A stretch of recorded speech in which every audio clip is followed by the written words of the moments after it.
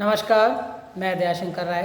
भैया बहनों, बोध कथा की श्रृंखला में आज मैं आपको एक सच्ची घटना जो कि श्रीमद् भगवद गीता से के अंश से ली गई है, छोटा सा अंश है इसके अंदर, मैं आपको सुनाना चाह रहा हूँ। एक बार एक गौरैया समुद्र के किनारे एक काफ़ी भरे गड्ढे में दो अपने अंडे को रखती है। दो अंडे वहाँ पर उसके सुरक्षित रहते हैं। अब वो सोचती है कि यहाँ पर तो कोई रहता नहीं है, क्यों ना मैं अपने बच्चों के लिए, अभी तो मेरे बच्चे जन्म भी नहीं लिए हैं, कुछ अपने लिए खाने के लिए ले आऊँ। वो उड़ती हुई सुबह से निकलती हुई शाम को जब वो आती है अपने घोंसले के पास, तब तक क्या देखती है कि वहाँ पर उसके दो घोंसले में जो दो अंडे थे वो हैं ही नहीं। वो दोनों अंडे उसके न जाने कहाँ चले गए। अब वो ये सोचती है यहाँ तो कोई भी नहीं है और ना ही कोई जल्दी आता जाता है। पक्षी गौरैया ने वहीं पे किससे बात की? समुद्र से कहा, अरे महाराज समुद्र जी, आप ये बताइए कि आपने मेरे इन दो अंडों को कहीं देखा है? कहीं ऐसा तो नहीं कि तुम उन्हें ले गए हो? क्योंकि वो तो गड्ढों के अंदर थे, हो सकता है पानी के बहाव से वो दो बच्चे या जो दो अंडे थे वो उड़ गए हों या उसके समा गए हों, है ना? तो इसी बात से वो कहते हैं कि नहीं, मैंने तुम्हारे अंडों को नहीं देखा। वो फिर दोबारा पूछती हैं, नहीं तुमने ज़रूर मेरे अंडों को देखा है, क्योंकि ना तुम्हारे अलावा और मेरे अलावा तो यहाँ पे कोई भी नहीं आता। आखिर दो मेरे अंडे गए कहाँ? तो इसी बात से वो कहता है कि देखो, मुझे नहीं पता, तुम मुझसे बार बार ये प्रश्न पूछ रही हो, मुझे अच्छा नहीं लग रहा है। इस बात से, उनकी इन बातों से पक्षी जो गौरैया है उसे पक्का निश्चित हो जाता है कि जो दो अंडे दो मेरे गए हैं वो इसने ही लिए हैं, वो ये बता नहीं रहे हैं। अब उन्होंने ये जवाब दिया, पक्षी गौरैया जो थी उसे समुद्र को जवाब दे दिया, अगर मेरे उन दो अंडों को, उन दो बच्चों को तुमने नहीं दिया तो मैं तुम्हारे समुद्र का पानी सुखा दूंगी।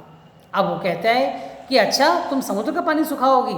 चलो देखते हैं कौन पानी सुखा पाओगी, या कैसे मेरे इतने बड़े जो समुद्र है, क्या तुम उसको सुखाने का ज़्यादा ही अगर तुम्हारे अंदर लग रहा है कि मैं तुम्हारे बच्चे लिए हैं तो तुम ऐसा कार्य कर सकती हो। अब उसने उसका जो घमंड था समुद्र का, उसे तोड़ने के लिए धीरे धीरे क्या किया कि सुबह से शाम तक अपनी छोटी सी चोंच से समुद्र के पानी को लेती गई और फिर बार बार उसे एक किनारे पे छोड़ दी गई कि उसने सोचा कि अब मैं तुम्हारे समुद्र का पानी सुखा के रहूँगी, तब तुम मेरे पुत्रों को धोगे। अब ऐसे करते करते सुबह से शाम 3 दिन 4 दिन हो गए, लेकिन वो पानी कहाँ समाप्त होता? समुद्र का पानी कभी भी समाप्त नहीं होता। जब शाम हो गई, दिन 3-4 दिन बीत गए, तो वहाँ पे उसके जो पक्षी प्रेमी थे, जो दोस्त थे, वो आए और कहे, अरे गौरैया, आज तुम्हें क्या हो गया है? आज तुम समुद्र के पानी को अपनी छोटी सी चोंच से छोटे छोटे बूंदों को लेके किनारे पर क्यों छोड़ रही हो? तब उसने कहा कि मैं आज इस समुद्र के पानी को सुखाना चाहती हूँ, क्योंकि इसने मेरे दोनों अंडों को लिया है। तो अपने काम को करने में लगी रही, शाम हो गई और अपने कर्तव्य को करती रही। अपने जो उसने दृढ़ निश्चय किया था, वो उसने प्रण लिया था कि जब तक इस पानी को सुखा ना दूंगी मैं सांस नहीं लूँगी।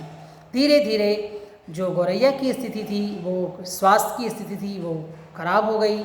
वो आराम करने लग गई, काम करते करते बेहोश होने लग गई, लेकिन तभी वो काम में जुटी रही। ये देखते हुए फिर क्या हुआ, गौरैया ये काम करते करते जब थक चुकी थी तो सभी पक्षी प्रेमी, उसके जितने मित्र थे, उन सब ने, जो पक्षियों के राजा गरुड़ देव हैं, उनसे प्रार्थना की कि आप इस गौरैया की जान बचाएं, क्योंकि ये 3-4 दिन से इसी काम में लगी हुई है, बेहोश हो जा रही है और अपने काम को करते जा रही है। उसने मन में ना जाने क्या ठानी है।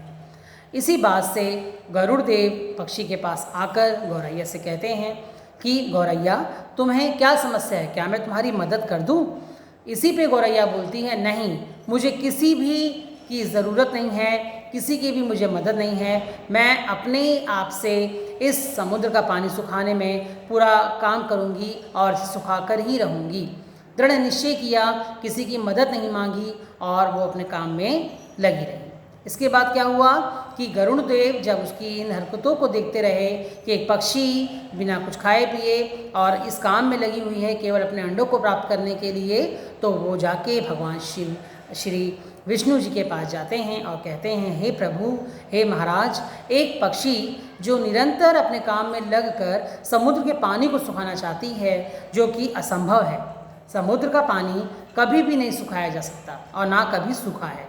तो ये कैसे हो सकता है? कृपया आप थोड़ी मदद करें, नहीं तो वो पक्षी अपने काम में करते करते, निरंतर काम करते करते उसकी व्यथा बहुत नष्ट हो जाएगी।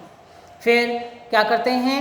महाराज विष्णु भगवान जो हमारे विष्णु जी हैं वो पहुंचते हैं वहाँ पर, और वो जाकर जब देखते हैं कि सच में इतना निरंतर कर्म करते करते और जो गौरैया है थक भी रही है लेकिन अपने काम में लगी हुई है, क्योंकि उसने दृढ़ निश्चय किया था कि मैं समुद्र के पानी को सुखा के रहूँगी।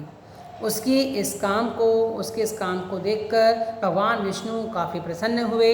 समुद्र महाराज से खुद कहा विष्णु जी ने, समुद्र महाराज आप थोड़े पीछे हो जाइए, जिससे ये जो गौरैया है जो मेहनत कर रही है इसको फल मिले।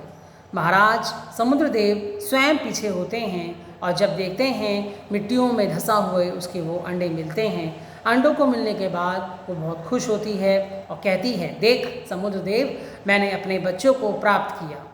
तो भगवान विष्णु जी के इस प्रभाव से ये कार्य हो पाता है और निरंतर काम करने में लगी रहती है गौरैया।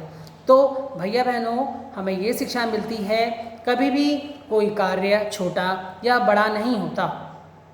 यदि हमारे अंदर दृढ़ निश्चय है और संकल्प है तो हम अपना काम ज़रूर कर सकते हैं, पूरी शिद्दत के साथ कर सकते हैं। इसीलिए हमें हमेशा ये ध्यान रखना चाहिए कि कोई भी कार्य बड़ा या छोटा नहीं होता। आप अपने दृढ़ निश्चय एवं संकल्प के साथ अपने कार्य को पूरा कर सकते हैं। आज की बोध कथा के लिए आप सभी को समझ आई होगी। नमस्कार।